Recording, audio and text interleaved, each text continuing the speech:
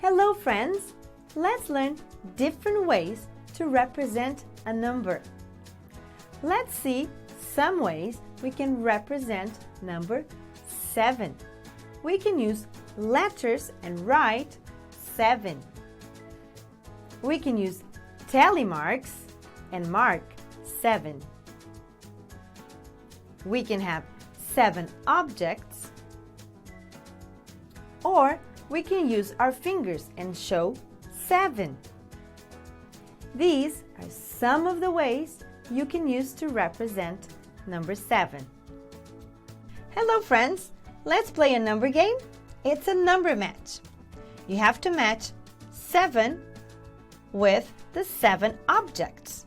Which one of these things have 7 things? Do you see 7 apples, 7 fish, or 7 juice boxes? 7 apples. Very good.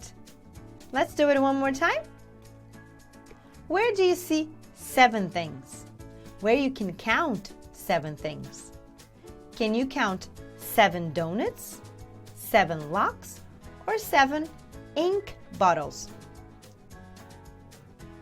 7 ink bottles. Very good. So this is number 7.